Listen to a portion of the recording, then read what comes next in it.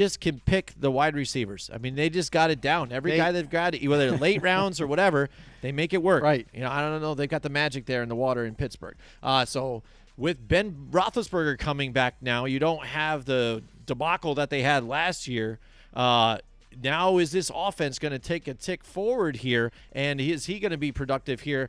We saw Juju Smith-Schuster have issues last year. Not a stellar year at all. And again, our team's going to tee up on him and then maybe get him I have to say, I'm sorry, don't want to toot our own horns here, but we called that. We said that.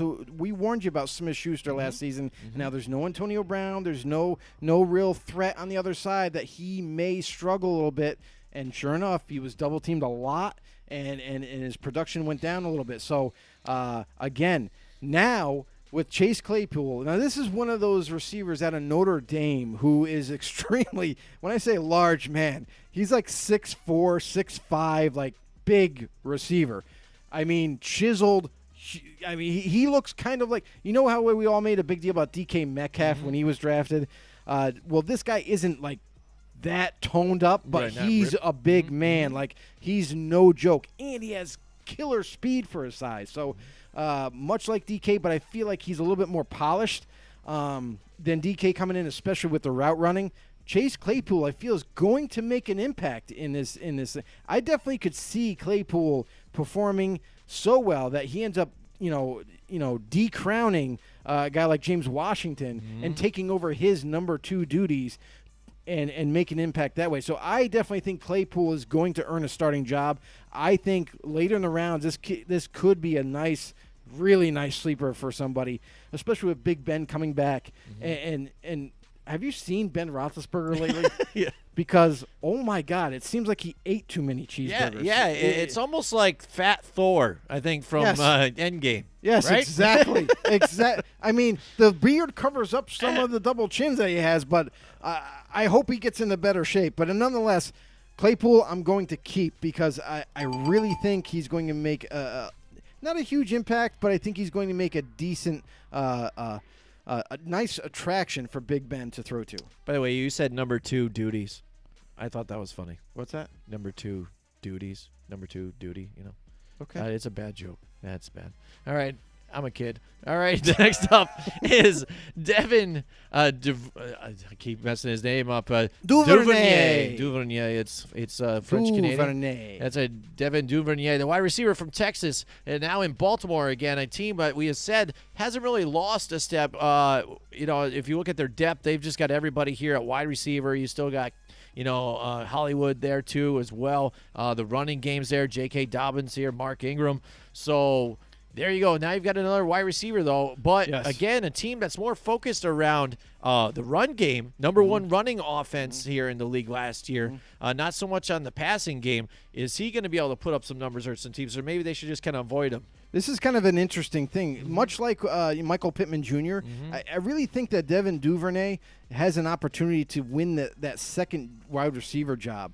We know we've seen Willie Snead. He's on the team, but he's more of a slot receiver, more of a guy that moves the chains and so forth. And Hollywood Brown is coming back healthy, so that's exciting. A guy that can take the top off the defense and just attack them deep.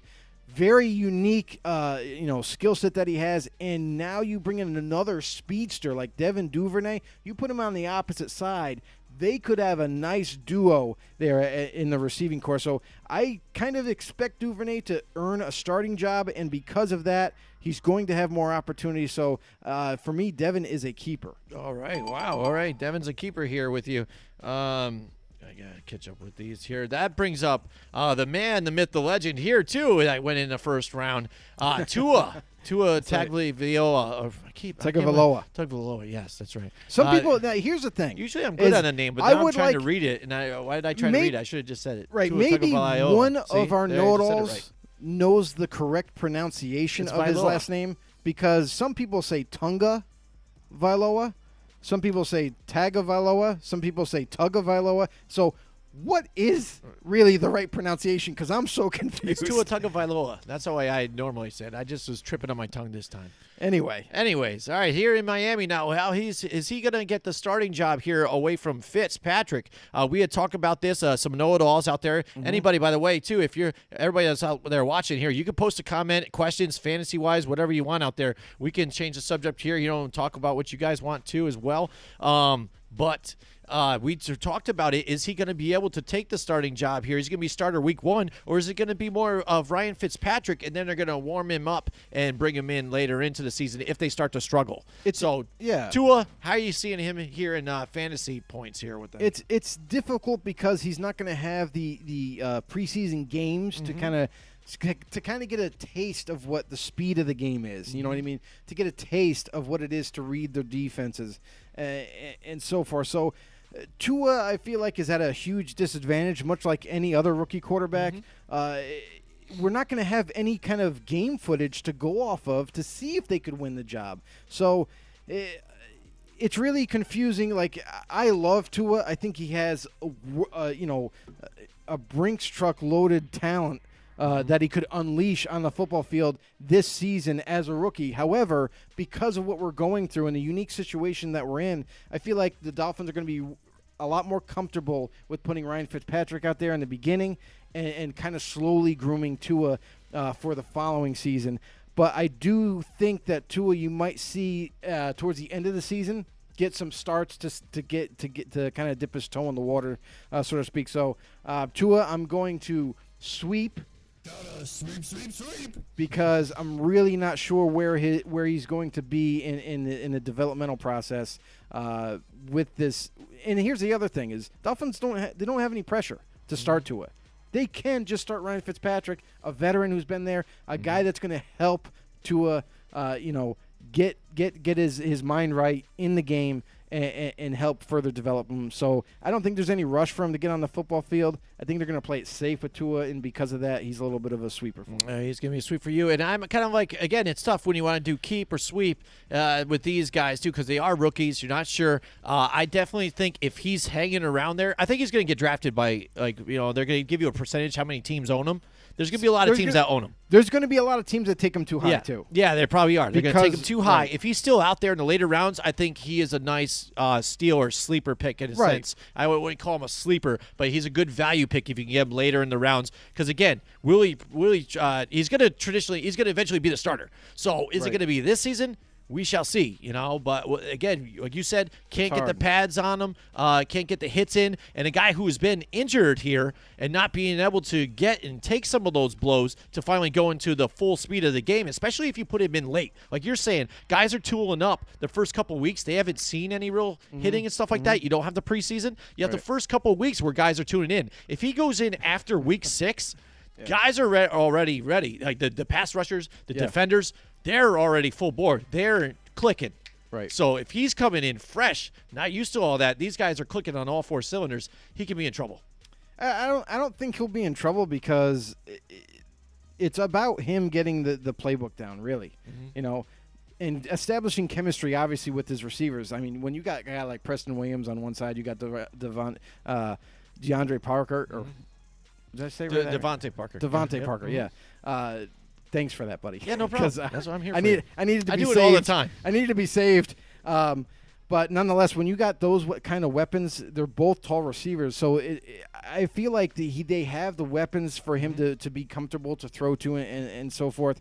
And really, it's just about gaming experience. He's going to have to get experience at some point. Maybe not early, and like we were saying, like maybe later on. But it's really tricky right now with the way this pandemic is going. We're not really sure. I don't think teams want to throw their rookie in right now. I know they picked him early. I know he's the future. But why throw him in under these unique circumstances and possibly ruin his development or get him beat up, maybe get re-injured, something like that? Take it slow with him. Start him next season. All right, so moving on to our keeper sweep with fantasy rookies.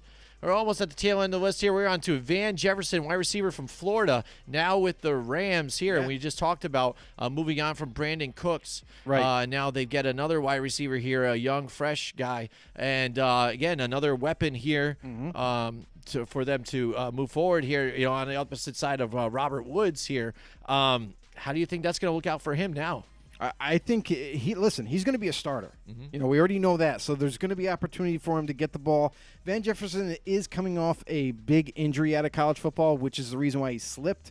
But if he was healthy, he could have easily been picked in the first round. Easily.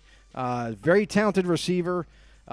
His father actually played wide receiver in the NFL, and he has that legacy in his bloodline. So great receiver. He was phenomenal in college. I think it's going to carry over into the NFL, but maybe not this season. He is with the Rams, but they too are one of those teams where they're kind of in this not rebuild, but it's kind of like they have to, restock the shelves. You know what I mean? So they traded away Brandon Cooks. They got rid of him, and now it's like, well, now we have to take someone to replace him, whether it be free agency or draft. Let's go draft. We'll take the potential of Van Jefferson and see if it pays off. You do have Cooper Kupp, who's still there, who's going to command a lot of targets from Jeff Goff. So it's going to be one of these situations where I think he's going to play. I think he's going to be a part of the offense, but I just really don't know how much of the offense. So, again, with the weird times that we're in, to me, because it's a lot of uncertainty, I'm going to sweep on him. Gotta sweep. All right, so you're sweeping him. And like you said, that offense, who knows what he can do? Are they going to utilize him in the jet sweeps? Is he going to get some rushing yards for you for some points here, possibly? Here, but the biggest thing for Van Jefferson is because he's coming off that injury, you don't know how he's going to recoup. So is he 100% healed right now? Is he going to still have the same speed that he did in college? Like, there's a lot of question marks there, and that's pretty much why I'm not like all in on. And you bring up Coop, that reminds me of Cooper Kupp. That's still there as well too. Who's looking to make, I think, a step forward this season. Yes. So look out for that one. Well, he's going to get a lot of targets for sure. Oh, absolutely. He's the target guy. Absolutely. All right, so moving on now to Justin Herbert here, the quarterback from Oregon. Now with the Chargers, they have said that they are just ready to start Tyrod Taylor. But again, it's still lingering there. They drafted this guy early. He's going to be there soon, franchise quarterback. Yep. And even some of the locker room guys have come out there and been vocally supporting Herbert. So that's one of the questions that people are lingering in people's minds this season. How fast will we see Herbert? Will the hook be short for Tyrod Taylor? And Joey Bosa is one of those players that kind of spoke very highly about Justin Herbert and how impressed he was with him on the practice field. And, he said he's very, assertive. He definitely anticipates his throws. He gets rid of the ball quickly. He's very smart. He actually just raved about Justin Herbert. And then they asked him about Tyrod Taylor. Well, what about Tyrod Taylor? Isn't he going to be your starter? Oh, yeah, I forgot about Tyrod. So then he was like, oh, no, Tyrod's a great – he tried to save it. You know what I mean? Like, he was like, oh, no, Tyrod Taylor, he's a great guy. He's definitely going to do well for us, blah, blah, blah. But anyway, the funny thing is it's a very unique situation.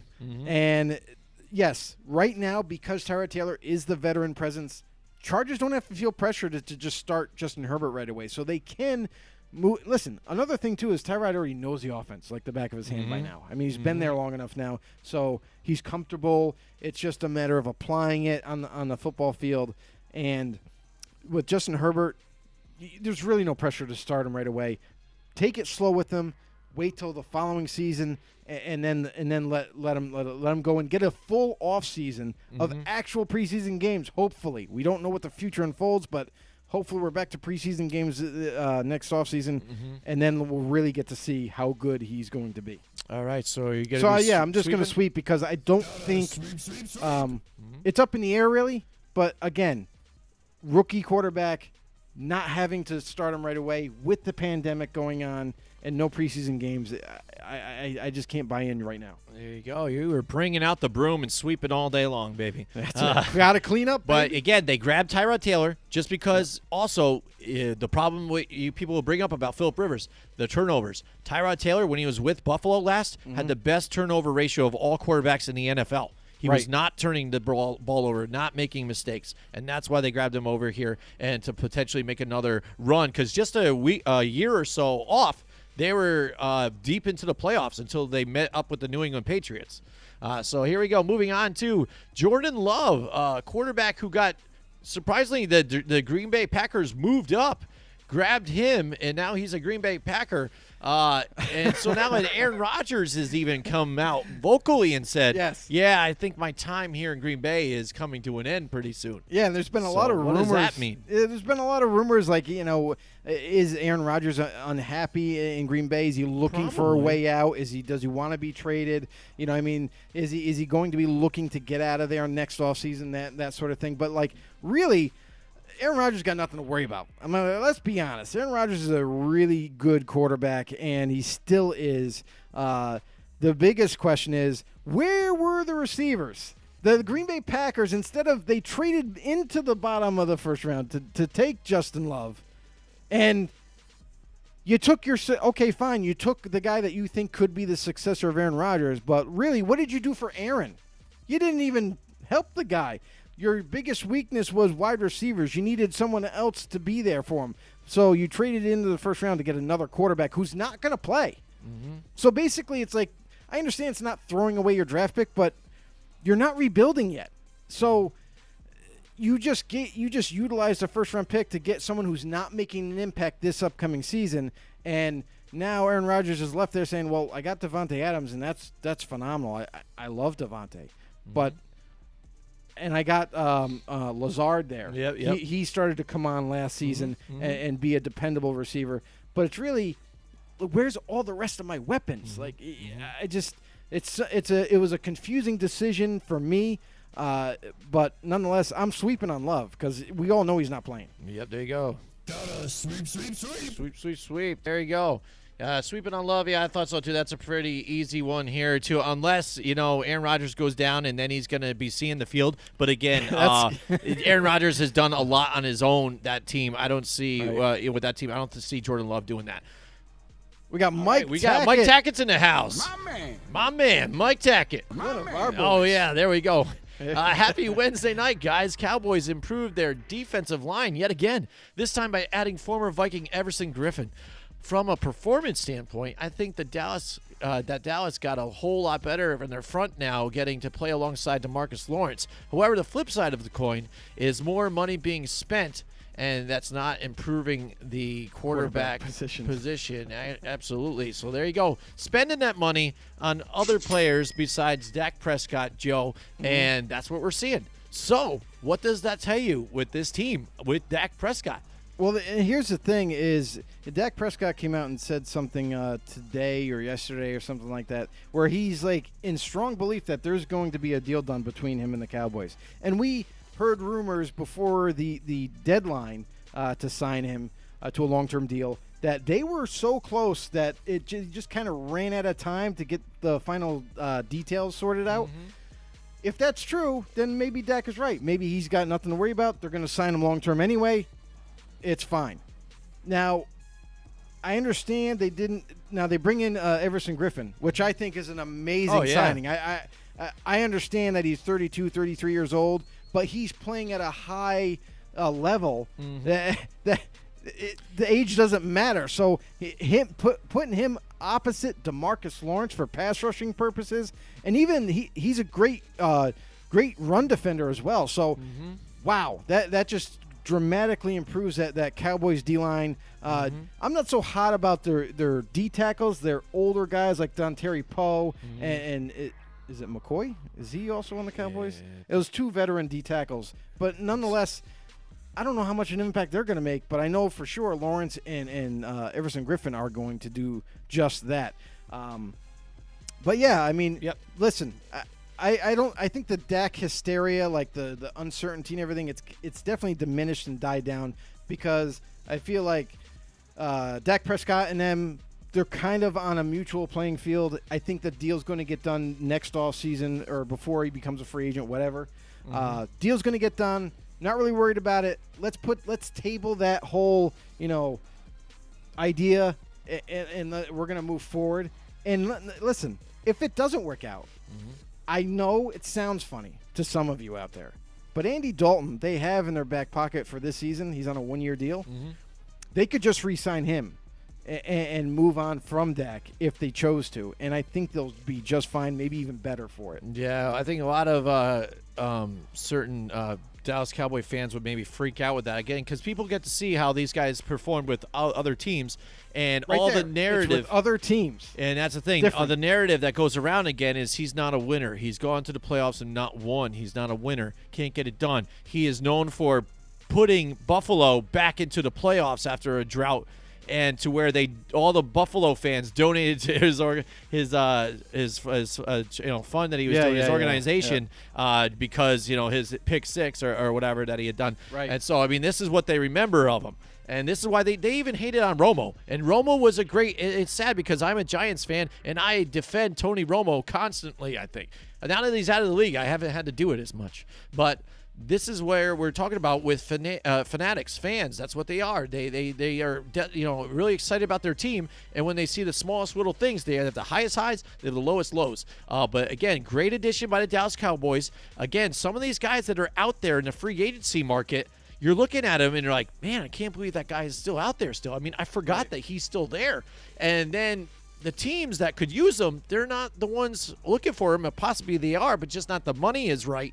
And he's able to land himself with a contender so far. You would think that the Dallas Cowboys, with the roster that they have put together, could be contenders. And that's why I think some of these guys go towards that team here and kind of magnetize to it. You see even Gerald McCoy getting there, after leaving Carolina.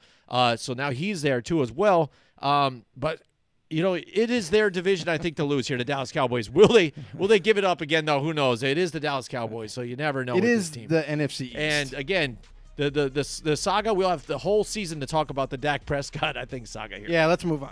Yeah, definitely. All right, thanks for the comment, by the way, Mike Tackett. All right, here we go. And we're on to Tyler Johnson. We only have a few more left of this, That's right. and then we'll move on to our divisional preview here.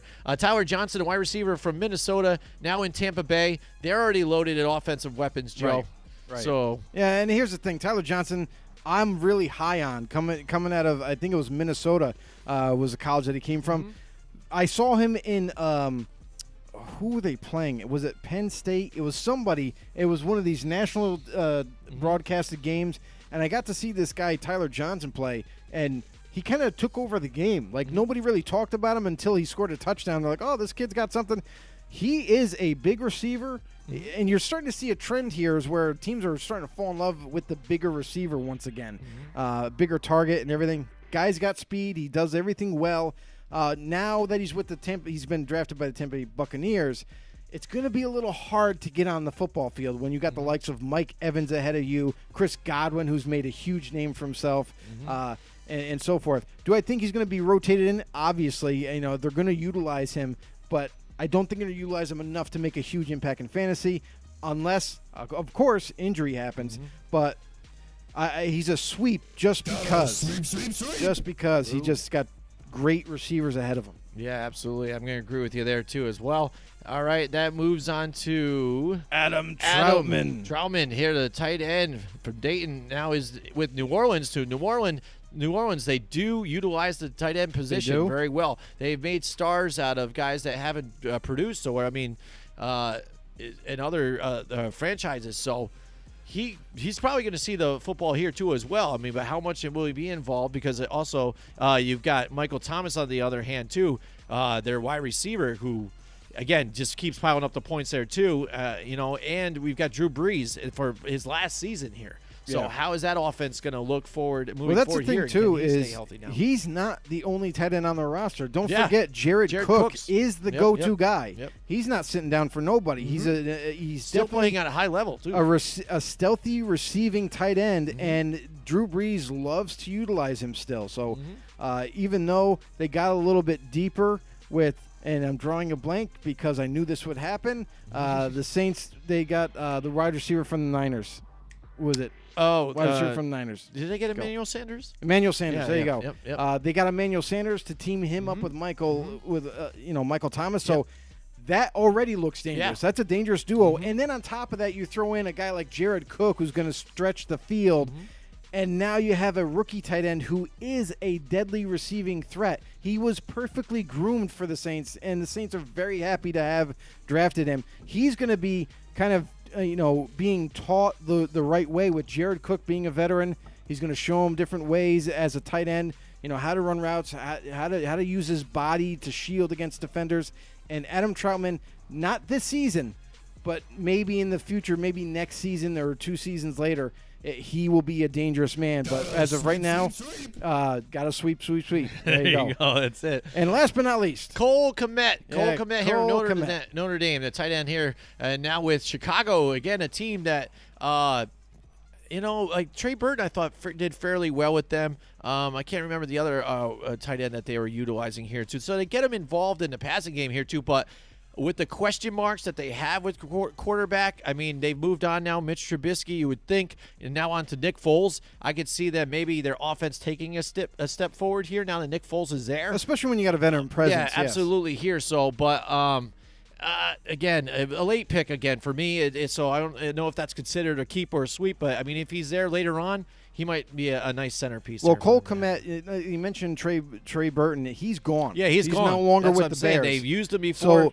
So Cole Kmet was seen as the number 1 rated tight end. The Bears jumped at the chance as soon as they saw that he was available, and they took him right away. Cole Kmet is going to be the starter for the Bears. So because he's going to be the starter, you know he's going to be utilized. Nick Foles does like throwing to tight end. So I look at Matt Nagy and his offense, and they are definitely going to be utilizing Cole Kmet this season. So for me, he is definitely a keeper because of his starting status for the team. All right, there you go, and I'm going to give you the right buzzer for that one. He's a keeper there. So that's it. That is our keeper sweep. We did it. Here we go. We finished it here, ladies and gentlemen. It's our keeper sweep with our fantasy rookies. Hopefully that helped you guys out a little bit, or at least you were entertained a little bit here too by, there you go, sweeping it away. And that is our fantasy rookie edition right That's there. right. We do keep a sweep every If now you and then, guys too. have any questions going forward for anything fantasy, anything NFL, don't be shy. Go ahead and comment below and let us know your question, your opinion, anything really. So Absolutely. Like we're Mike Tackett joined here in to there. help everybody out here. Absolutely. And we are also here for you to help us out. So you've already seen Mike Tackett and his posts, so that's keeping us up to date while we're during our show. Everson Griffin to the Cowboys. There you go. You heard it from Mike Tackett himself. Absolutely. He's And, always on point. Yes, very, very knowledgeable guy and one of our best know-it-alls. That's right. So yeah, we are talking. My man. There he is, my man. Talking AFC NFC East. Now we're gonna go through and look at our preview each team kind of real quickly, and then we'll go through and make our picks here like we do every season. Last season we didn't do so well a little bit here. It was kind of up and down, but I mean we saw a lot of teams not perform like they used to. Even too, the Rams were kind of a little lethargic. We saw last season. And some others. Kansas City, I thought, would take a bit of a step back. Chargers just were injury-prone like that in the West. And the Patriots, even they were winning early, but then we're kind I got of so struggling a excited little I bit at the end. disconnected Disconnected your headset? something. Okay, you're okay Disconnected now, though. You're something. back. Okay, so, all right, let's start off with the AFC East here and the Buffalo Bills, Joe. What do you think so far? Buffalo Bills. Let's take a look at them. So Buffalo Bills, this has always been a up and coming team. We've seen them the last couple of years kind of build this team on offense, build it on defense. Now traditionally the last few years, their defense has been pretty stout. They've been pretty good against the pass. They've been pretty good against the run. And with guys like Ed Oliver now, up at the D tackle position, a guy that's kind of growing into his own, was a high first-round pick for them. He's starting to pay off dividends as soon as his last season, his rookie year, was killing it. Now he's coming back in his second year. He's going to be stronger. He's going to be more determined. He's going to wreak havoc in the backfield. Also, a couple of additions that they made, too, is Vernon Butler, kind of an under-radar addition. I feel like Vernon Butler is going to pay big dividends for them alongside Ed Oliver. Also, you got guys like Mario Addison being added to this team to add a pass rush on the edge. And along with none other than Jerry Hughes, who's just a menacing player after the quarterback. So you have them. You have a solid linebacking core, with Matt Milano and Tremont Edmonds, and now A.J. Klein, who comes over from the Saints.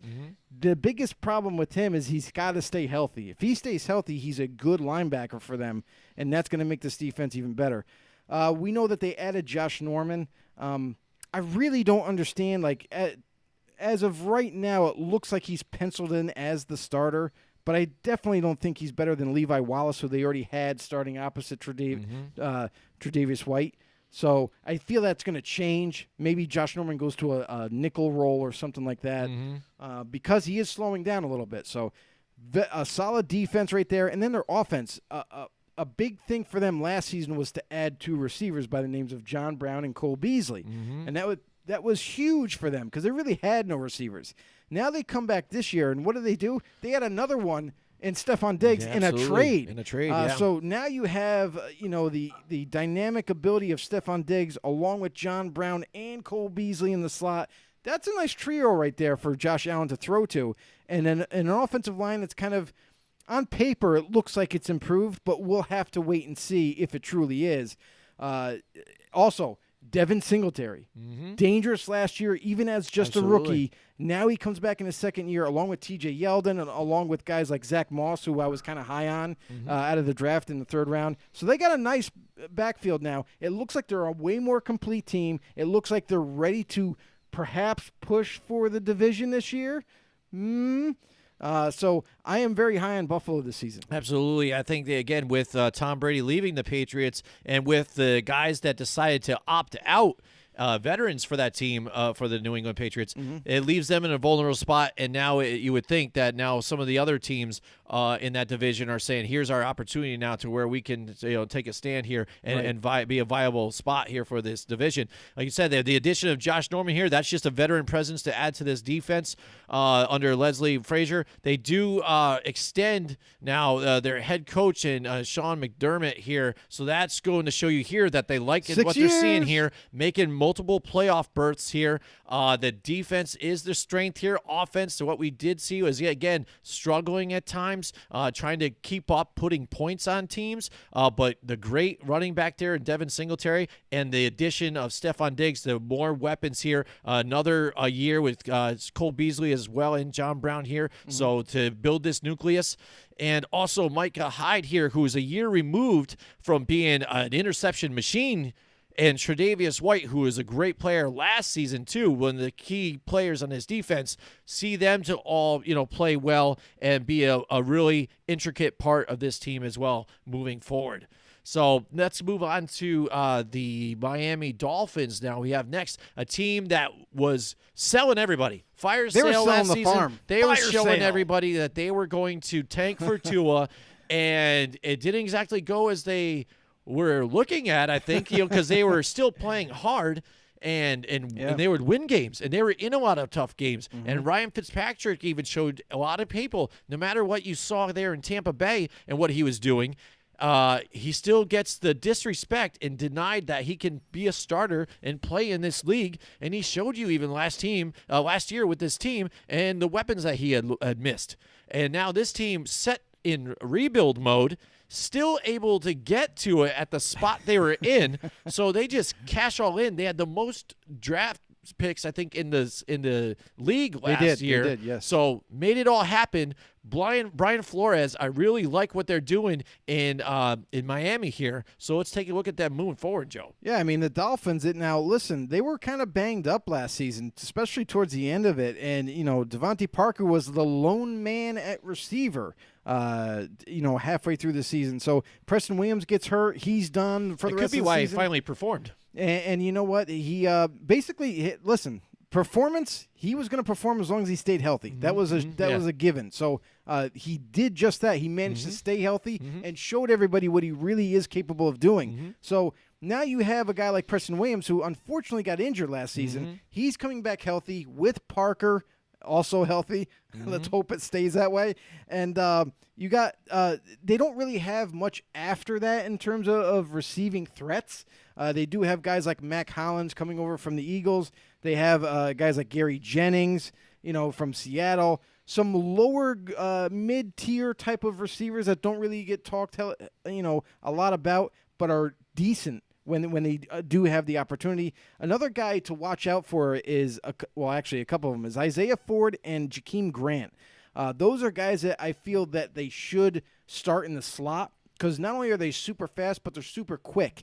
And if they can run good routes, they're going to get open very, very often. So making this offense very dangerous, quietly. But the biggest issue that they've had is protection, is the offensive line. So what did the Dolphins do this offseason? Well, since they had all those draft picks, they utilized them. Austin Jackson in the first round, who, if he can come back, we know that he had a surgery for his sister to help save her life.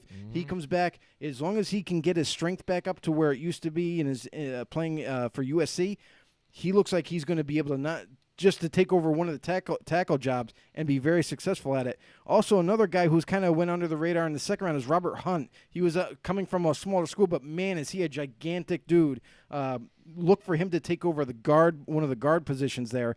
And Julian Davenport, who they signed in free agency from the Texans, the biggest thing for him is injuries. You know, when he was healthy, he's pretty stout tackle.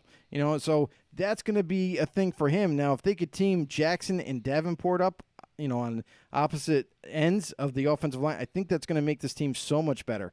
Ryan Fitzpatrick, we're expecting him to be the starter, so you got that veteran presence, a guy that's been there, done that, and along with all these weapons, I feel like they're going to make an impact. And you look at their backfield, oh, my God. You got guys like Kalen Balog. You got guys like they signed Jordan Howard. You also got, I mean, there's a lot to like here. Also, I think Matt Breida is also another guy that they took from the Niners, a guy who's a deadly running back, but he just got to stay healthy. You know, that's been his downfall. So if he manages to do that, wow, what a rotating backfield that they will have.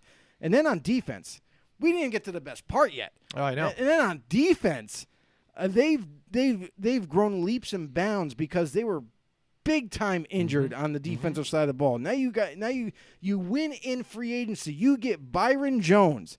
You have Xavier Howard as your corners now, and the biggest thing too is you're getting a couple of the rookies that you had last season that got injured, and guys like Raekwon McMillan, who was a middle linebacker for you, got hurt early, and you really couldn't see how good this kid is. He's going to be phenomenal. So across the board, and they also picked up from the Buffalo Bills Shaq Lawson at the end. You got Devon Gachow, I think that's how you pronounce his name, at the tackle position. He's going to be sought after if he ends up becoming a free agent after this season. And there's a lot of young talent that's right there for the taking for these guys to make a huge impact.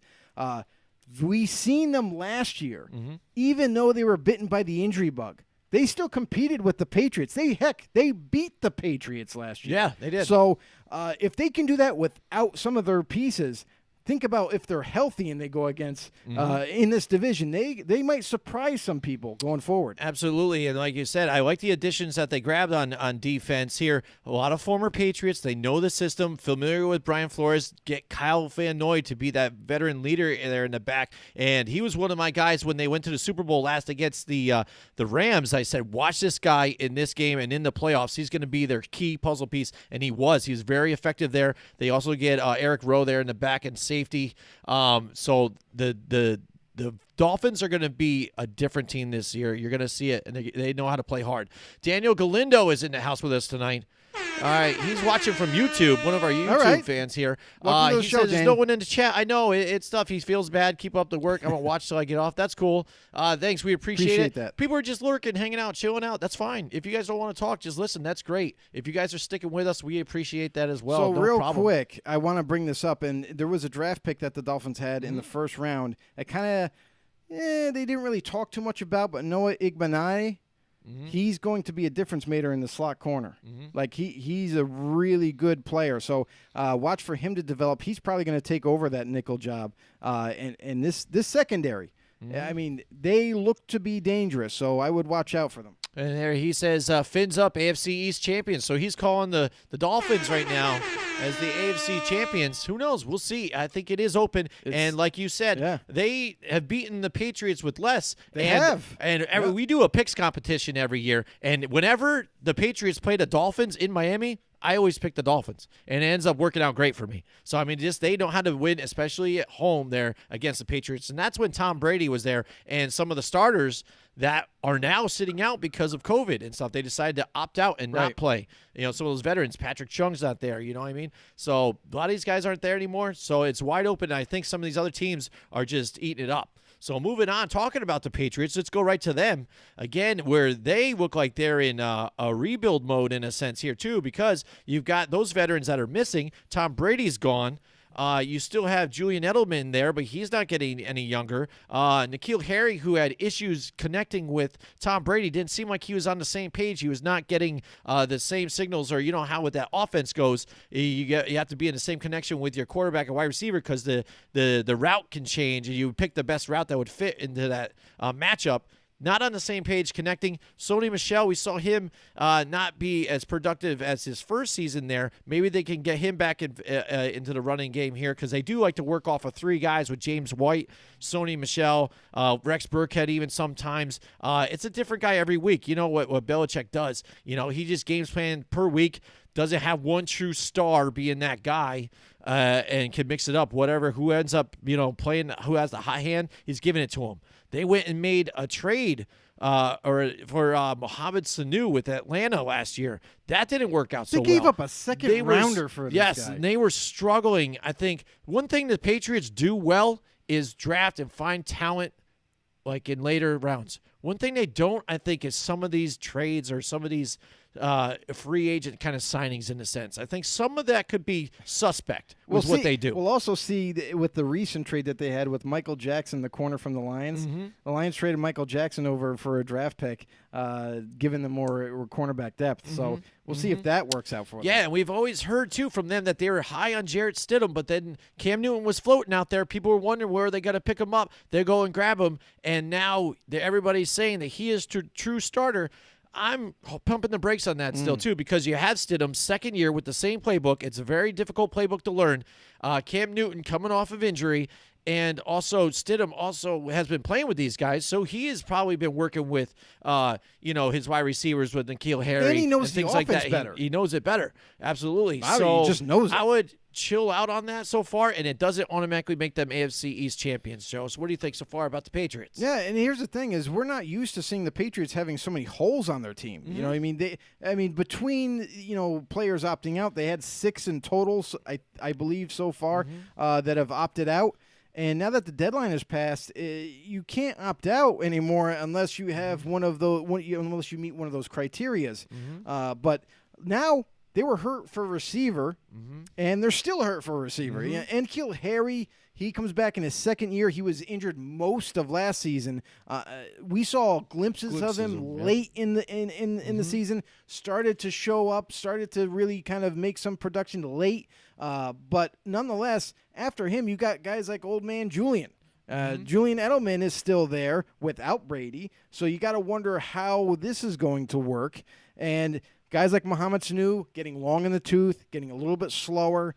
They do have some kind of like under the radar, like youthful receivers that they're hoping they could develop, like a Matthew Slater, who's like a kick returner, Jacoby Myers, who showed glimpses last season, and so forth. And they got a lot of younger guys that they picked Younger up, tight ends that they drafted undrafted too free as well. agents, guys that they drafted. So they're hoping they can groom them, but I'm sorry, but there's no fast lane for what we're going through right now. No scrimmages, preseason games, something like that. So you got to wonder. And then as far as their offensive line goes, they are getting back a guy by the name of Isaiah Wynn yet again, because he seems to can't stay healthy. So now the biggest thing is lack of depth beyond that. For offensive line, if one of these guys get hurt again, like an Isaiah Wynn, I don't think they really have anybody that can fill that void and kind of lock up protection for them. So they have the guy Joe Thuney coming back on a franchise tag. David Andrews is still there. He's been there forever. Shaquille Mason, and so on and so forth. The biggest hole, though, is right tackle. They have a guy, Corey Cunningham, who's slated to be the starter. Not really looking too promising. And Jim's mentioned the other weapons in the backfield. They're going to utilize them. They're going to utilize them heavy, especially the running backs, because that's what they do. They like to run the ball. They like to dump it off to them. And the short to intermediate routes is still going to continue. Let's just say for what it is, you touched on it with Cam Newton. I strongly believe, I think this offense would work extremely well for Cam because it's short, intermediate, get the ball out of your hands quickly. However, I have a huge question. Can Cam learn this style of offense? There's a lot of X's and O's involved. There's a lot to process as a quarterback very quickly. And I'm not so sure if Cam is able to do that. When he entered the league, the offense was catered for him in Carolina. Now you're going to a new team. You got to learn this offense. They're not changing the whole offense for you anymore. So I don't think that I know everybody was saying, oh, Cam's going to start. Maybe, but I still think Jarrett Stidham has a better opportunity, a better shot to be the starter and more productive than Cam Newton, I would argue. And then you mentioned before, we've talked about it before, the Patriots' defense last year, one of the best in the league. It's going to be yet again one of the best. However, they are going to be hurt by this. You got Dante Hightower who opted out. You got Patrick Chung who opted out, which I don't know. Yeah, I feel like he might as well just retire. Yeah, I feel like that's not really a big issue. Yeah. And so they're going to try to fill in guys. Kyle Van Noy, That's like what I you mean. mentioned Kyle Van before, Noy being he gone. left. That's big. That's a huge pass rushing threat that they once had. Now they don't anymore. They got to hope that guys like John Simon on this team, Bo Allen at D-tackle are going to be able to do some things. I do really like Lawrence Guy on the D end. Yeah. He was like a hidden gem, like in a sense. Right. There. And I also got another guy that I liked last year's rookie last season is Chase Winovich. I think it was one of those sleeper picks for them in the draft, and he's going to pay off huge dividends. He could very well take over that Kyle Van Noy role and make an impact, I feel. But nonetheless, some new faces on that defensive side. I feel like they're still going to be coached up very well, like normal, and I still think that they're going to be one of the better defenses. I'm not really fazed by some of these guys opting out. I know Hightower's a kind of a big loss. Kyle Van Noy is too, but nonetheless, they're coached up so well that I feel they're not going to really slide too much on the defensive side of the ball. But offensively, very, very different. Yeah, and another name that you guys might want to keep in mind, too, Dietrich Wise Jr. Watch this guy, too. He's an under-the-radar type of player. I saw him last year, and he was my under-the-radar guy, like overachiever that a lot of people didn't pick up, getting to the ball, a lot of tackles and turnovers, making plays happen, and still not getting a lot of recognition because you've got the other guys there, too, Kyle Van Noy and Dante Hightower there. Now those guys are out. He can maybe now step up too, in the DN spot, spelling in and making some plays too. Then moving forward here now to the New York Jets.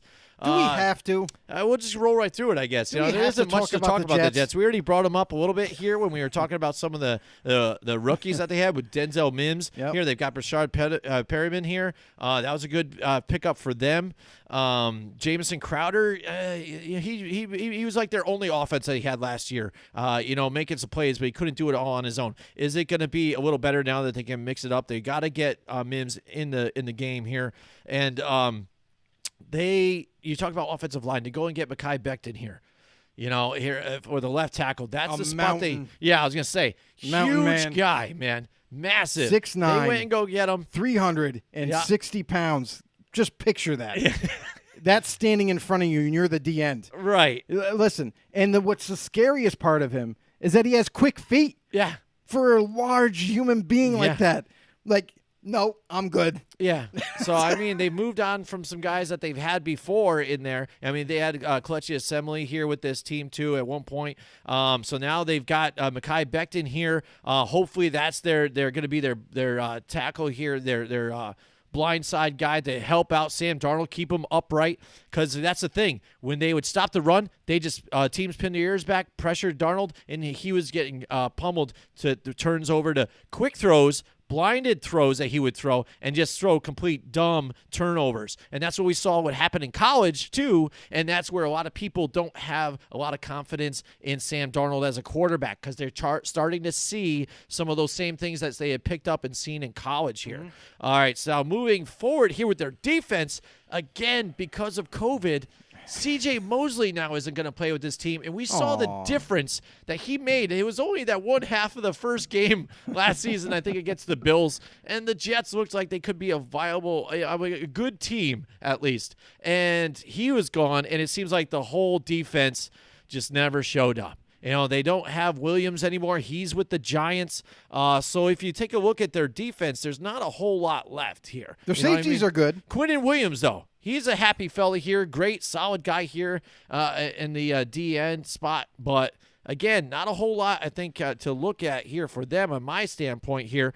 They add Frank Gore at running back here, so I'm thinking they brought him in to kind of shade some of the effects that happened with Le'Veon Bell. So maybe both backs in the backfield, that would help split it. Or are they going to give some to Frank Gore to open it up maybe in the passing game for Le'Veon Bell, or some pitches out to Le'Veon to get him in some open space? Because that's the thing. He can be very shifty, make things happen. He's very patient. But if that defense is getting to him, patience can only get you so far until you're swallowed up by the waves of guys coming at you, by the storm. You're done. Yeah. So that's a key factor here for them. Sam Darnold has, mono again, or something goes down. You've got mighty Joe Flacco in the back. Joe, I made that meme about all the holes leaking, and then they patched a hole with Joe Flacco. So what do you think is so far the Jets? I think I've covered everything, but you got anything else to say about the Jets? Joe Flacco, I'm sorry. He's got a neck issue. I don't think it's very wise that he's playing. I think for him, his family, I think that's a poor career mistake. But nonetheless, he might not ever see the field anyway. So maybe that's what he's counting on. But he wants to feel part of the team, the shit team. All right. But anyway, nonetheless, I mean, listen, they've definitely changed. They've definitely changed a lot of. There's some new faces on the offense and the defense. You look at Steve McClendon there. You look at guys like Henry Anderson, guy that he made his name with the Colts. He played very, very well for them last season. He ends up cashing in and going to the Jets. Guys like Patrick Onwuasor from the Baltimore Ravens, who I think is a very underrated linebacker. They actually have him as one of their inside linebackers. I think he's going to do amazing for them. Avery Williamson, he's been kind of the veteran presence for this linebacking core, besides C.J. Mosley, obviously, that has kind of filled in very well since he's been added from the Titans. And they have some nice pieces, don't get me wrong, but they're really lacking at corner more than anything. That was a huge problem for them last season, and yet again, they didn't really address it at all, really. So they did, however, trade away Jamal Adams. Yeah, and in that trade, don't get me wrong, I feel like the Jets still won that trade because they cashed in with 2 first-rounders, a third-rounder, and they got someone to fill his void in Bradley McDougald. The only downfall of that move for them at safety is that he's already 30 years old. So they're still going to have to find a replacement soon. But Marcus May is still there. So they have a solid safety duo still. Not the best, not as good as it was, but still nonetheless pretty darn good. But after that, even on offense, a lot of new wide receiver faces. They still have, Le'Veon Bell and all this other thing, and Frank Gore's there, and how they're going to utilize them. But it's Adam Gase. That's all I have to say. He doesn't know how to use talent. It's been proven. He was with the Dolphins, had some talent, and he had the bright idea to bring in Jay Cutler. I mean, do that with what you will. But so far, he hasn't proven to me at all that he can not only coach a football team, but even be an offensive-minded coach for that matter. So, absolutely, a guy who's been called the quarterback whisperer hasn't been whispering to too many quarterbacks. Maybe you should start talking to them. The one thing that I'll give them credit for is Mekhi Becton. Drafting him, he's my type. But is that more Joe Douglas there? He's absolutely. You know what I'm saying? Yeah, absolutely. So can you give a credit to? Well, I'm just saying, giving credit to the Jets, not Gase. Oh, okay. I was gonna say. But Mekhi Becton, my type of tackle. Yeah. Large man, you're not going to move him. And he's got the quickness. And I just can't ask for anything better than that. So, all right, so that brings us to our picks here. So, Joe, let's give us your picks here moving forward. Give them my picks. Yeah, there it is. That's right. You doubters out there, the Dolphins, they are going to take back up to the division winner. That's right. I don't know. We don't want to. I'm sorry, Daniel. We don't want to upset you there, but I mean, who knows? Again, it's the unknown here. I think. But again, we don't have the Patriots up top. But here's the thing: is it's a very unprecedented, unique situation we're in. But I really think that the Buffalo Bills have one of the most complete rosters in that division. I feel like they've done some damage against the Patriots. Maybe they haven't, swept them or anything, but we've seen glimpses of them, finding holes in that Patriots armor that once wasn't there. And this season could be the season that the Buffalo Bills take advantage of that and take it all the way and take this division. Yep. The Dolphins, they're an intriguing sleeper that I really like. I feel like the Dolphins have enough youth, enough talent now. If everybody can stay healthy, obviously, I feel like they're going to make some noise there in the division. We've seen them do less against the Patriots and beat them, and that was when they had Tom, when they had all these other players playing, and the Jets. Well, they have Adam Gase on their side, so yeah. There you go. Don't say that. And here's my picks, and I'm going to agree totally here with Joe, too, on the same. I really like the Dolphins to play better here. I don't like the Patriots, so much. I don't know if they're going to go with Cam Newton even as well. And I think that defense is just depleted too much here. They're not going to be very effective. It's going to be the hardest coaching job, I think, for Bill Belichick since he's been there. And the Bills, again, I think I more look at it as for them as like the Eagles-Cowboys from 2 years ago or so. It's like it was the Cowboys division to take. The Eagles could still sniff it in there because they had the talent, but were they able to stay healthy here and there? I think the Dolphins could be the up-and-coming team. Bills have the best team, I think, on paper right now so far.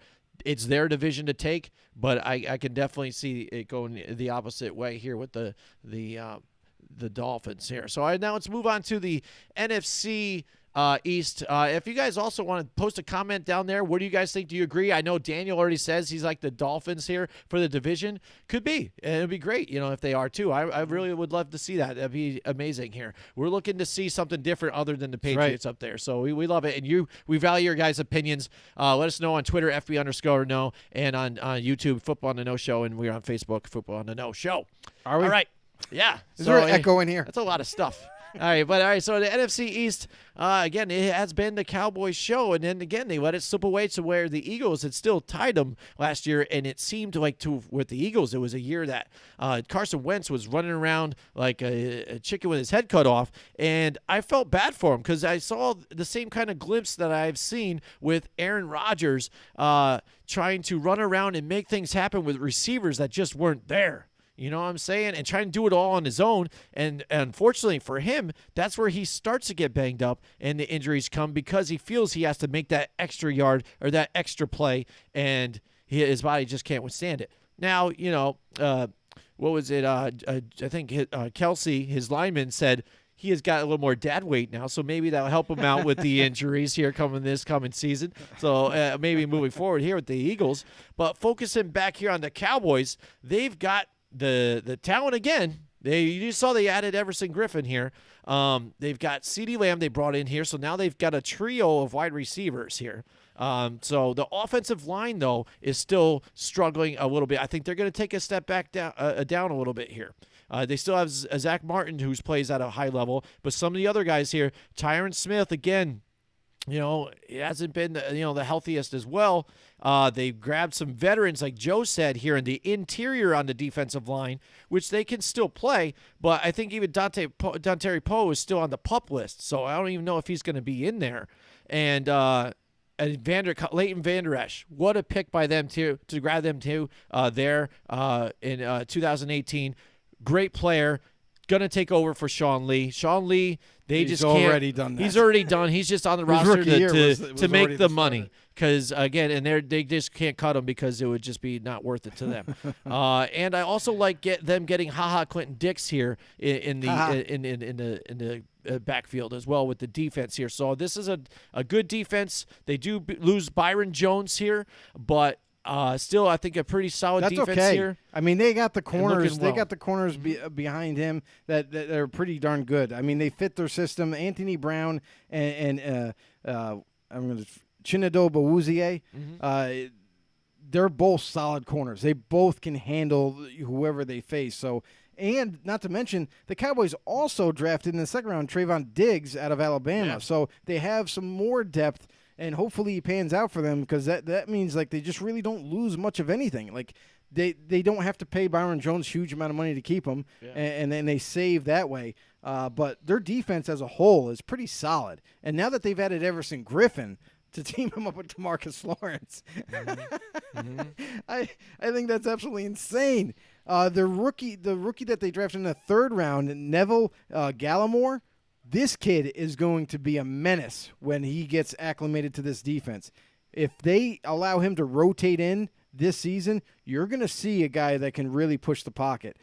Absolute animal. So their defense is in good hands. Jalen Smith, you've heard all these big names. They're all there. I still feel like the Cowboys are going to have the best defense in this division.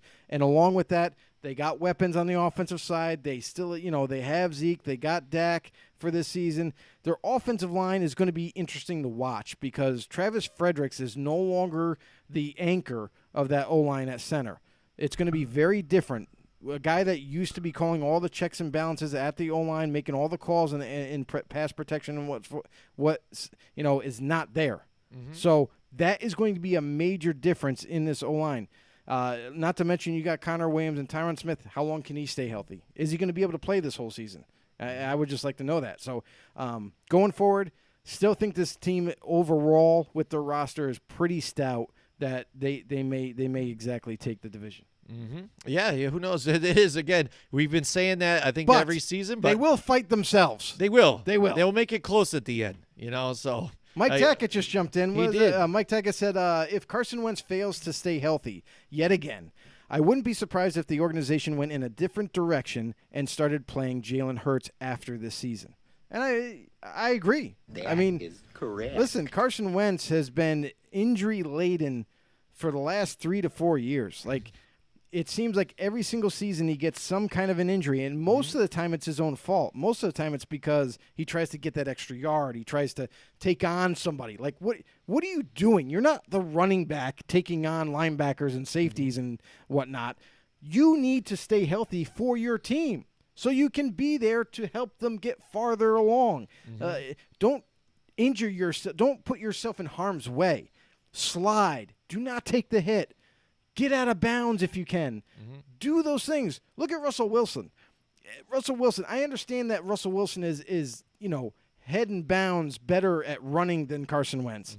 However, he's a smart quarterback to know when to get down, when to get out of bounds, and not take these major hits. He never takes a hard hit. It's unbelievable. So Wentz needs to adopt that same philosophy coming into the season. Stay healthy so you can help your team win. Absolutely, yeah. Learn to slide instead of going shoulder first. It's a bad idea. Because I agree with Mike. I think if that happens, we have brought that up. We've brought up the stats from. I think change. it was playerinjury.com. I can't remember the website, but it's a great website. And they were saying the percentage of him getting injured was like a 70% chance or so. Right. I mean, it was pretty bad. That he was going to make it. Until week 10. But the issue too he had also was the wide receivers. Again, Alshon Jeffrey doesn't look like he's going to be there. So what did they go and get? They get Deshaun Jackson to come back. Yeah, he's been effective. So, in the last 5 years. He's got injured already. Yeah, and so then you're back down to Arcega-Whiteside, who looked like he could do some stuff here, made some plays here and there on some big throws on occasion. But again, I mean, then you're looking on a lot of other youthful guys, late round guys. They've got John Hightower in the 5th round in this particular draft. Love that kid. That's why Zach Ertz is the main guy. He's your main dude. He's got to be it here. Carson Wentz has got to throw it to him, get it going. They do have Dallas Goedert there now too as well. So that you've got a nice 2 tight ends tandem here for them. Great tandem. So that's great there. That's going to have to be their bread and butter moving forward. Miles Sanders, we got to see him moving forward a little bit last year, get some plays in. Boston Scott made himself a name a little bit here by getting into the red zone a few times.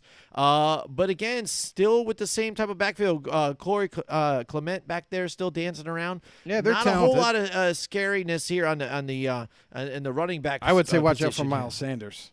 Yeah, a little Dude's bit. a baller. A little bit, yeah. Baller.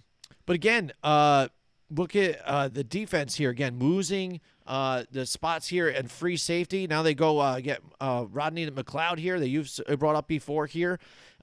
So this team, they can make a run for the division here against the Dallas Cowboys. But again, it all has to do with health. And Jim Schwartz is always getting his defense going here and making things happen.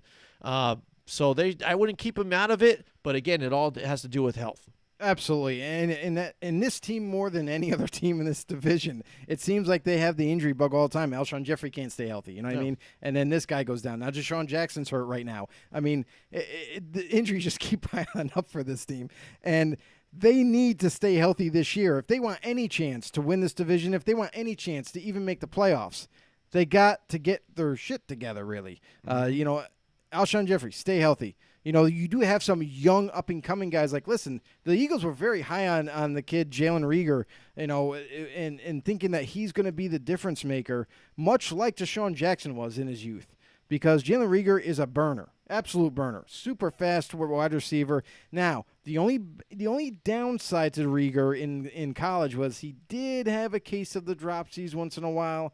So you got to wonder if he's got to be working hard at it. Is it going to transfer into the NFL? Usually that's a concentration thing for wide receivers. It's just they lose focus, and that's why they drop the ball. But Reagor, again, this is not college anymore, bro. Like, this is the NFL. This is the best of the best. This is the pros. You're going to be going up the bet against the best. So watch out for Reagor for his dynamic running ability. However, he's got to hold on to the football if he gets the opportunity when given. After that, another big change for the Eagles is Jason Peters is no longer the left tackle anymore. They decided to move on. Now they're utilizing their first-round draft pick in 2019. Andre Dillard has now taken over that spot. He will be your left tackle going forward. And interesting enough, he was out there forever, but they did end up re-signing Jason Peters, but not to play tackle, but to play guard. So they're hoping that with him moving inside at guard, that might help relieve the stress and rigors of playing tackle against some of these speed rushers and guys like Everson Griffin, for crying out loud. So maybe moving him into the guard spot might kind of give him some longevity still, being at 35, 36 years old. So, but they, again, they lost a big all-pro guard to injury few weeks ago, and they had to pull the trigger and bring Peters in once again. So that's a couple of changes there for the offense. Defensively, like Jim mentioned, they did bring over the Rams safety, Rodney McLeod, and also they have some underrated corners, though. Avonte Maddox kind of made a big name for himself. He took over that job last season and really kind of just was like, nope, not passing on me. So he did a very admirable job. A guy to keep an eye on is Sidney Jones. He was a first-round, or was projected to be a first-round pick, ended up sliding all the way into the second round or third round, I believe. And he was supposed to be the future corner. He was supposed to be the shutdown type corner for the Eagles going forward, and still hasn't been able to come back fully healthy. He keeps getting the injury bug. So will he be able to make a difference this year? That's going to be a huge thing to watch. And Nickel Roby-Coleman, we've seen the Saints highlight. We've seen all that. I'm sorry, Saints fans. I went there. I'm sorry. Yep. That was absolutely wrong, by the way. But nonetheless, he ends up getting a job. Looks like he's going to be the other starting corner for them. But a couple little different changes. But the one biggest thing for me on defense, where's your linebackers? Just where is it? Who do you have? You don't have linebackers. So that's a huge hole in this defense. Now, granted, there's probably maybe a sleeper guy who's kind of going to, the cream's always going to rise to the top. Maybe maybe somebody surprises us for the Eagles. But as of right now on paper, it's a weakness right there, and that's going to hurt big time. They're not used to this. Too much change in that linebacking core. Too many guys left, and now that's a huge eyesore for the Eagles. So let's see how it all unravels. All right, moving on now with the New York Football Giants. Now have a new regime in there. They got Joe Judge looking to set everybody straight. You have to be accountable for what you're doing. A lot different from what they've had from Pat Shurmur and even the other guy. I can't even recall his name anymore. It's a bitter memory. All right, so you just want to forget. Yeah, exactly. And Jason Garrett though is in there running the offensive coordinator job here for them. So a whole new look. Golden Tate's still there. I think he's on the downturn. I was hoping that he could be that guy to be that steady guy to make some plays, but it seemed like whenever is his moment, he failed to do anything here. Darius Slayton has been a nice addition here. They drafted him in 2019. him and Daniel Jones, once Daniel Jones got into the mix, you saw the comfortableness that they've had together, and it showed on the field where they were getting him open, and he was their main scoring guy, the guy to go to when Sterling Shepard was in and out of the game. Again, the guy who cannot stay on the field, constantly injured. When he's in the game, he can make some plays happen. Same thing with Evan Ingram at the tight end position. Mainly a receiving tight end, not so much of a blocker here, but when he's in, he can do well. Tends to drop a few easy ones on the inside here, but again, needs to stay healthy. That is the core thing. Saquon Barkley, saw him get a little banged up last year, but again, he's still a beast. He's still a beast, still can back it up. He's got Elijah Penny back there, too, to help out with the lead blocking a little bit, and the addition of Dion Lewis. I like that addition there, too, because, again, 2 running back set, or if you spell out Saquon to get a rest, Dion Lewis in the passing game, or you put both out, great kind of deal. It hasn't happened in the past when they grab a former Patriot and try to get him involved. We've seen it with a few others, but I'm really excited about Dion Lewis. I think that could be a difference thing, and say goodbye to Wayne Gallman forever, who I don't like. All right. And now moving on to their defense. Their defense got a lot better, except for their secondary. Their secondary, well, in a sense, they got James Bradbury from Carolina, which I really liked. You know what I mean? Grant Haley is still there, and you still got Corey Ballantyne back there. Ooh, if only he can get a little better here for the corner spots, because that's where they're struggling because of DeAndre Baker being a fool, and now possibly going through all kinds of weapons charges and everything else. He's probably off the team. Goodbye. So now you have to deal with some of the a shortage there. They go and get Ross Cockrell here from free agency, who used to be a former Giant and now also a former Carolina Panther. So he gets to move back in here with Bradbury together side by side. And the additions at linebacker, where we've been struggling. I liked what Lorenzo Carter was doing last year, but now you get Blake Martinez in there. You've got Kyler Fackrell in the mix too. Marcus Golden, because nobody picked him up off of the waivers there. He's now back with the team. Dexter Lawrence in another season with us, who was great on the interior.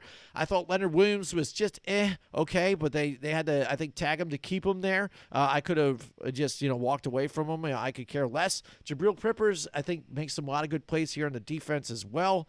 And I'm looking to see Connolly here. Ryan Connolly, if he can stay healthy. In the preseason last year, he was a ball hawk. Wherever the ball was, he was there, first contact, making the tackle. I'm excited about this kid, and that could be a difference maker for this team here on defense. Yeah, Ryan Connolly, he kind of performed very well, surprised a lot of people, and you like to see those stories from on certain teams. A guy that had nobody was talking about him. He kind of came out of nowhere, and all of a sudden he burst on the scene, and he's making plays left and right. So Ryan Connolly, I definitely see him. It's all going to be about coming back from his injury. Can he come back from his injury safely, healthy, and ready to go? Does he lose anything in terms of his speed or anything like that? If he can overcome all that, he's got to start. You got to start a guy who's he's just a football player. He just makes plays happen. So you got to have him in there. But then again, Jim already kind of ran down. The linebacking was hugely upgraded with guys like Martinez and Kyler Fackrell, guys that I was very high on coming out of Green Bay. I think that's just a huge upgrade for the Giants altogether. From the defensive coordinator. So. Right. And that's the other thing, too, is it's a new regime, offense and defensively. This is all new to everybody. So they're going to have to learn the defense on the defensive side, the offensive playbook on the offensive side. It's going to take some time, especially with what we're going through with not having preseason games, and all we got is practices and team meetings and offense and defensive meetings and all that kind of thing. We're not going to see the product on the football field till week 1. It's going to be sloppy, everybody. It really is. There's going to be mistakes made from every team, and until it gets towards the middle of the season or maybe later, that's when we'll start to see football like we know it. But again, a lot of change, new staff, new players. Everything has got to be learned all over again. So let's see, with the second year of Daniel Jones coming in, now he's got to learn another offense. It's almost like he's going backwards to his rookie year again, learning an offense. Let's see how fast all these guys can develop. Can they stay healthy? Will they stay healthy? will they compete against some of these teams like the Eagles and the Cowboys? And we know that this division, they all like to fight not to win it. So who knows what's going to happen this year? Absolutely, absolutely. So who knows? I mean, again, I'm excited as a Giants fan. Hopefully we can get moving forward.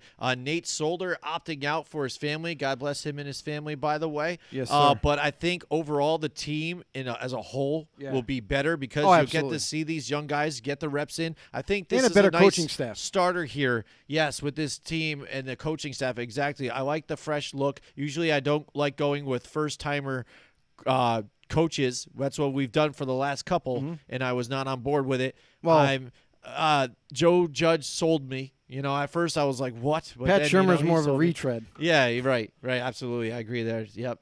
And then, but moving forward, we'll see. If the injuries happen with Philadelphia, who knows? Maybe Giants could sneak up in there, but I'm not saying this division is going to have a whole lot of wins as a whole because We've seen this. their schedule is tough. If you guys are trying to pick some of these divisions Right. and you're just saying, yeah, the team looks great, they're going to do this, look at some of these games that they're playing.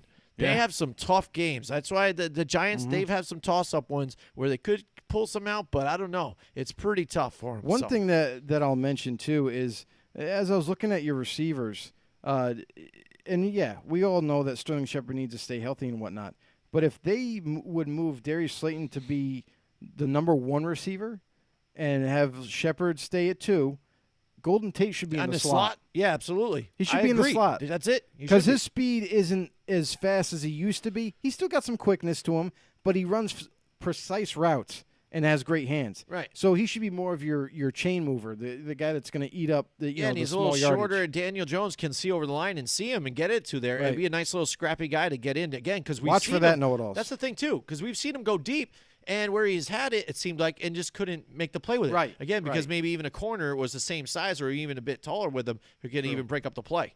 So that's the thing too. Is sure hands in practice, but not so much in the game. All right, and now moving on to what was the final team? Oh yeah, that's right, the Washington football team. It's the right? Washington football team. Washington football How team. could you forget the I Washington guess football it's team? forgettable when you don't even have a name, right? It's the Washington football team. It's the most annoying freaking name. It is. This- The Washington football team. Yeah. Really, Dan? Yeah. Really? You didn't want to come up with a name? You had plenty of time. Let's be honest. Yep. Oh, exactly. Come on. Yeah, definitely. All right, so the Unbelievable. Washington football This is team. stupid. All The right. Washington football team. Yep. And All they right. got shirts that just say Washington football team. They Football actually have merchandise I know. for this. Yes, we they do. saw this today. I was like, are you kidding me? Yeah. Yes, they do. All right. and Let's so- not change. I'm sorry, Jim, but Yeah, what? let's not change the name. But let's come out with new merchandise for the Washington football team for 1 year. Let's wait till next season to change the name. Let's wait till next season to design the uniforms, get different colors, get a different logo going. Let's just wait till next season for everything, right, Dan? Let's just wait. Wait. You could have got this done. Could have got this done. Wouldn't have been so damn annoying. Boy, that escalated quickly. I mean, that really got out of hand fast. Washington football Yeah. team. All right. Well, can we move on? Maybe. Okay. All right. Anyways. All right. Washington So Dwayne football Haskins team. back with the team.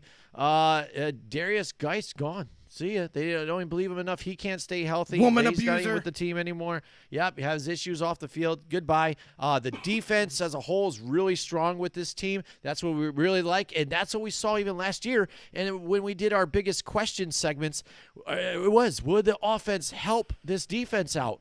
Because they're the team. That's the team that's a part of the team that kept them in the games. And when the offense was just inadequate, basically, if you want to be honest, they could not get it done. The defense just bent, and then finally broke.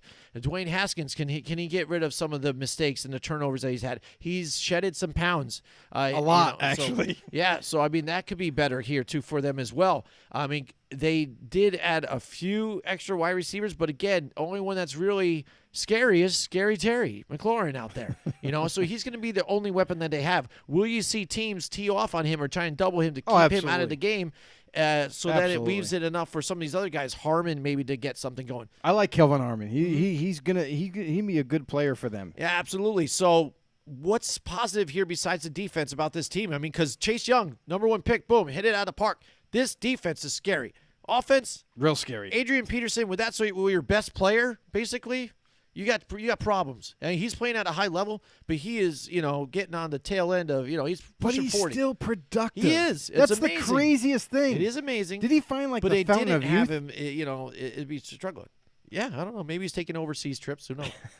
Did something. But I mean, here's the thing too. It's all good news in Washington as far as you're seeing these players. Dwayne Haskins lost 25 to 30 pounds. That's great. It's great that he shed weight. He's getting in shape. He's working hard. That's good to see for your second-year quarterback coming in. He's not taking it easy. He's not taking the lazy route. He's not going to come in overweight. He's going to keep on grinding and working hard to become a better quarterback. That's what you need to see from him coming into a second year. Let's see if it pays off on the football field. And here's the thing is really Washington, you needed to make some kind of an effort. Why didn't Washington go out and get Brashad Perryman when he was a free agent? Why didn't Washington, draft a receiver earlier, or make arrangements to move up and draft one of these better wide receivers or something like that? Antonio Gandy Goldman, who I really like in the 4th round that they took, he's got to develop still. He's not a finished product. So do I think he could develop and be a starter? Yes. How long that's going to take, we don't know. So they did manage, and they signed Dontrell Inman, who, when healthy, he is a really good receiver. So you might see a guy like Inman. Granted, I don't know how healthy he is. He's been injured the last 2 years. Is he 100% healthy right now? Is that why you went out and got him? If you did, he's going to be one of your starters, hands down, easy. There's no other competition in front of him. Kelvin Harmon, I know we mentioned him earlier, but he is on the non-football injury list right now. So when is he coming back? Is he going to be back and ready before the week 1 hits? So that's something to monitor there. But offensive line, it looks like it's still kind of solid. There's some new faces there. One big gaping hole is left tackle. Now, they did bring in from, was it Chicago? Cornelius Lucas to play left tackle. He's an average lineman. And when you go from having a Pro Bowl lineman to having average, it's a huge loss. So I don't know how they're going to pass protect for Haskins. Is that going to hurt his development too? If you're seeing more pressure now, you're not going to have time to get rid of the ball. You're not going to have time to throw it to Terry because he's double teamed. And you got to just kind of dump it off to somebody. Maybe somebody, anybody. Up, who knows? So you got the tight ends. They got 6 tight ends that are all trying out for the job, none of which are big names. However, there's a rookie, Thaddeus Moss, who I had him rated as my number 1 tight end coming out in the draft. The only reason why he didn't get drafted is because of his major injury late in the season that he had. A lot of teams were concerned. We've seen this happen before where guys kind of drop off the face of the earth because they had a major injury their senior year late, and now they're like, we don't want to, I don't know if we want to really deal with this. But if Moss can get to be 100% healthy, he's going to be a man's man at tight end for them. He could be another big weapon. We all know that Jordan Reed spent most of his career with the Redskins, and when he was healthy, he was dynamic. You got to give it up to him. Moss can be that dynamic for the Washington football team. Yeah, Washington football team. It's ridiculous. It's pretty easy to say. But it's off your tongue. It's very long. But no, Moss could be one of those sneaky weapons that hopefully can develop and stay healthy for them. And then the defense. We touched on it, but man, oh man, as this defense looks just insane. Montez Sweat on one side, Chase Young, who they just drafted, on the other, Jonathan Allen, Deron Payne, and, another D tackle that they have in their back pocket is Matt Ioannidis, who's just an absolute beast. So they could rotate those 3 D tackles, and you're still in trouble every single down. Their pass rushing is killer. Ryan Kerrigan comes back healthy again. Thomas Davis, this guy is he just goes team to team now. Yeah. And he threatened retirement 2 years in a row. Actually retired this past offseason. And then the Washington football team called you, and you were like, I'll play. Sure. Why not? Coming out of retirement again. Yeah. So there he ends up with the Washington football team. There you go. Landon Collins and Sean Davis. Sean Davis is a pretty good free agent Oh, pickup yeah. for them. Yeah, absolutely. From the Steelers, I always thought he was underrated with Pittsburgh, and he's gonna fill in very nicely for them on the back end. Their cornerbacks, Fabian Moreau has been one of those corners that he's just kind of slowly developed. He hasn't really kind of had a breakout year or anything at corner, so you got to hope that is this season for him. But Kendall Fuller on the other end, pretty good corner. Yep. So they are very solid, to say the least, at defense. That's going to be one of their saving graces, depending on how many games they win. Yeah, absolutely. So there you go. There's our NFC breakdown here.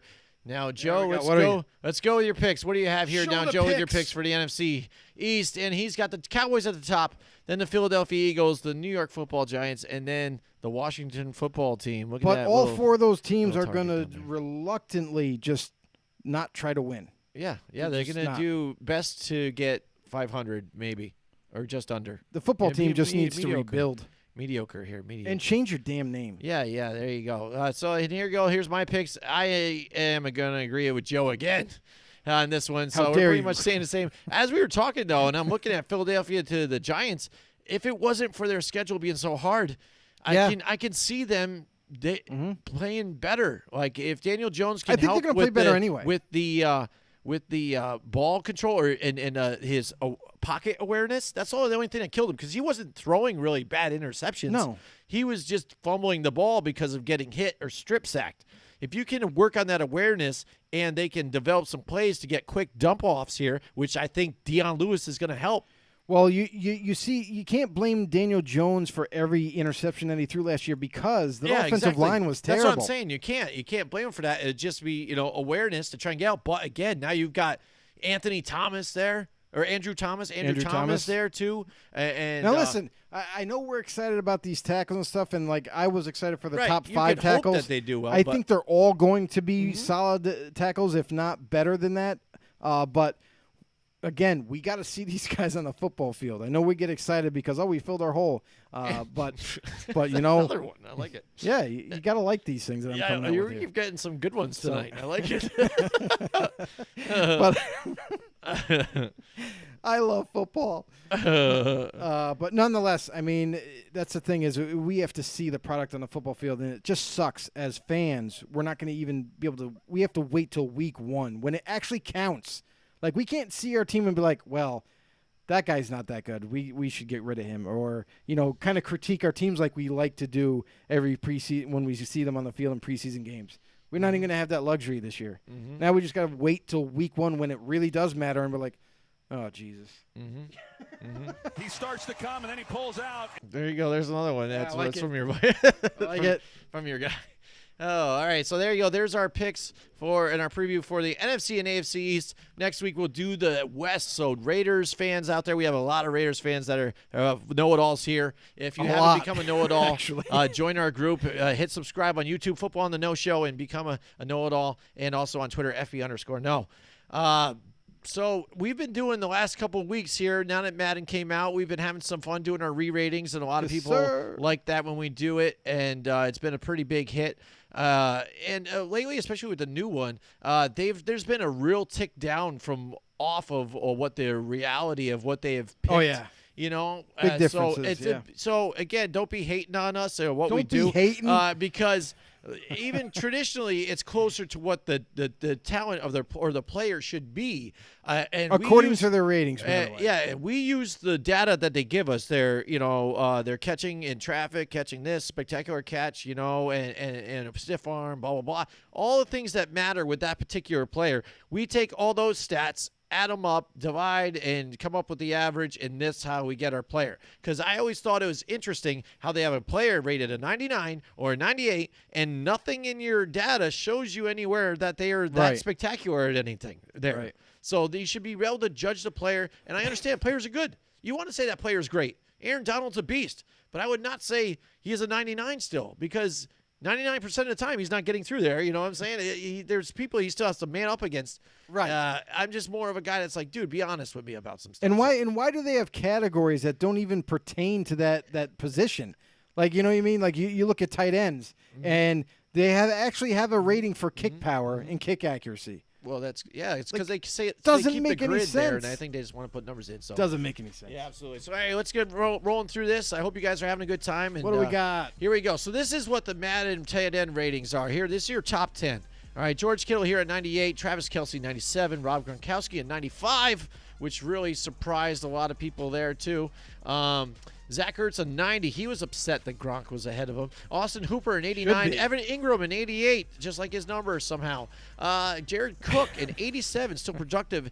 Greg Olsen, who hasn't How even really is he played, even in the top 10? I don't even know how he is in this He hasn't thing. played in like 3 years. Yeah, I don't know. I don't get it. That this guy is still. Don't be rude. Well, I'm trying not to be, but it's just it's hard there. I don't get Don? it. Yeah, Madden loves him. All right, and Mark Andrews an 86, and Darren Waller, Wow. your Raiders guy who exploded on the scene, really did really well Wow, last is year he for the low. Raiders.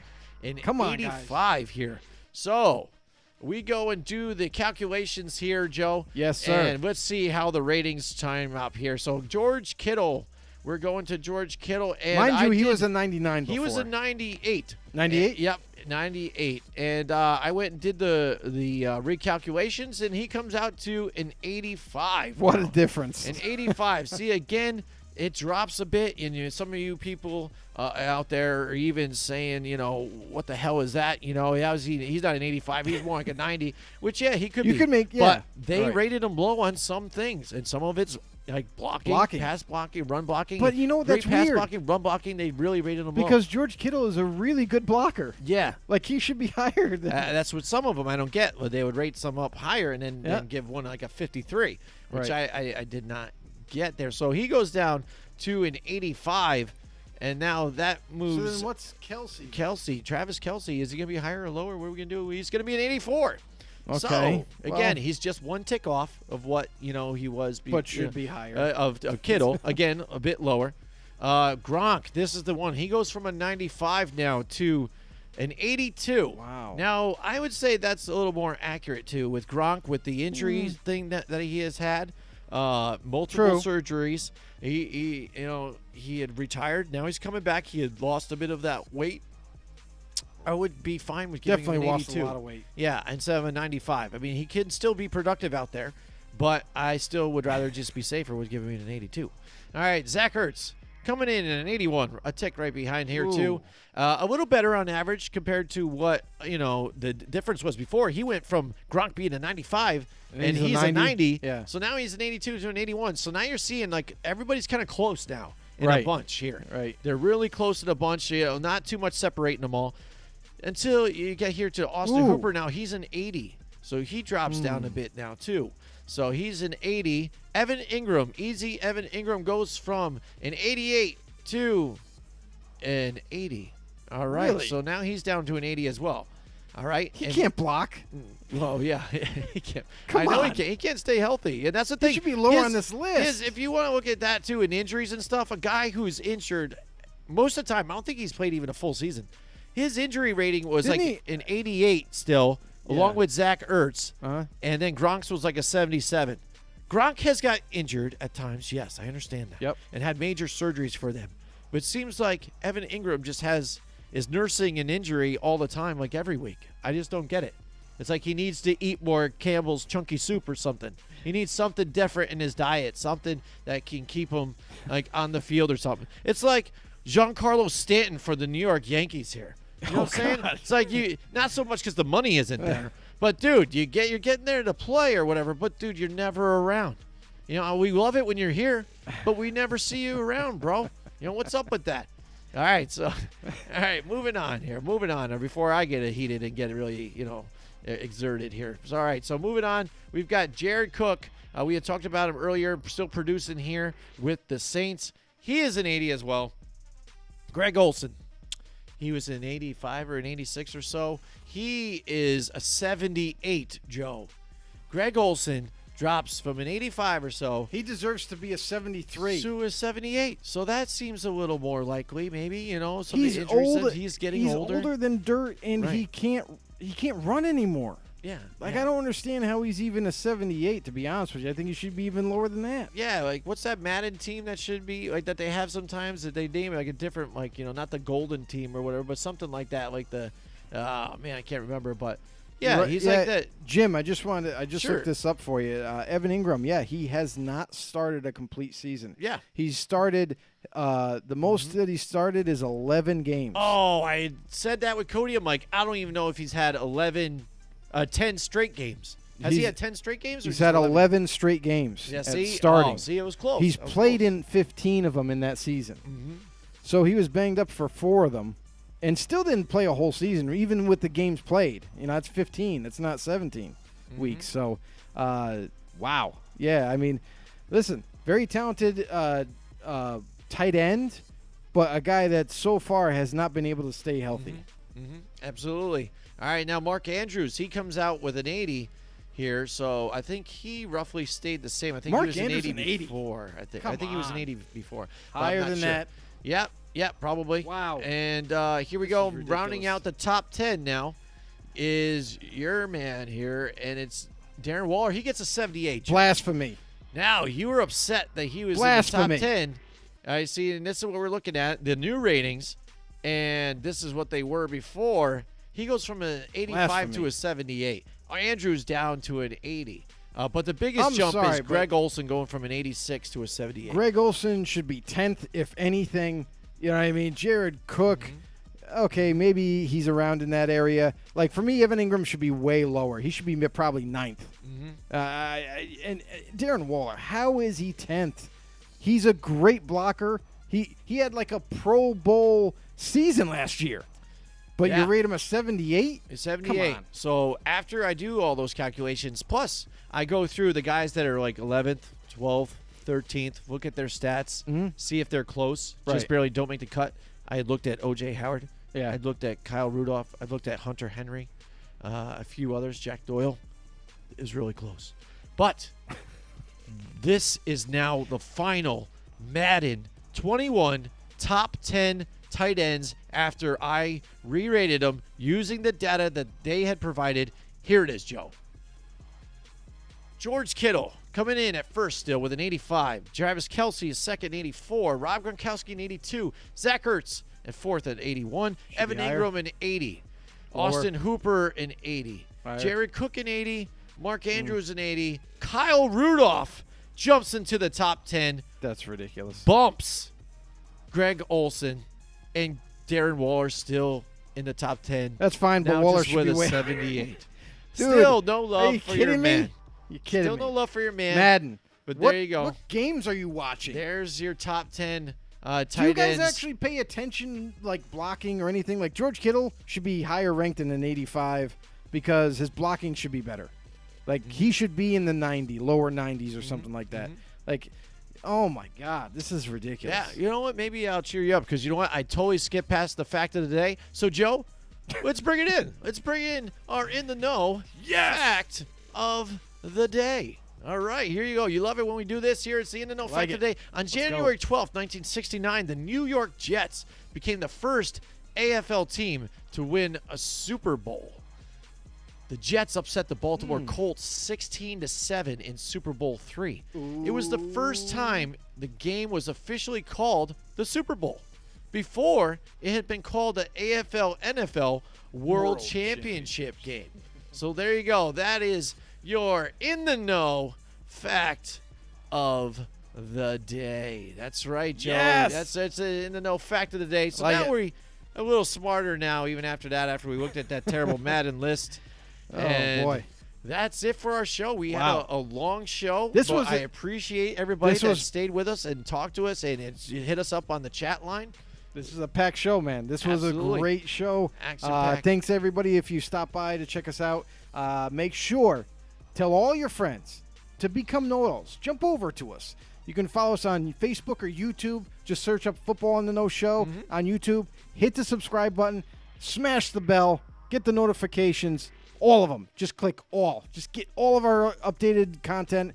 Get it all right at you. And also you can follow us on Twitter at FB_know to get all the news and notes that kind of pop up throughout the day. Yeah, absolutely. Next week, we're going to do a special show just for our So Facebook special. followers. So if you watch us on YouTube, try and hit us up on Facebook. Go to our Football on the Know Show group. We are going to be going live with our page, Football on the Know with Jim and Joe.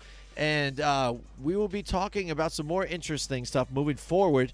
And we have some merch that will be coming out here. It's a big surprise. I just wanted to sneak it a little bit out there. So look forward to that. We'll be letting you guys know more about that. So we'll see you guys next week. Know-it-alls. Have a good time. We'll see you next week.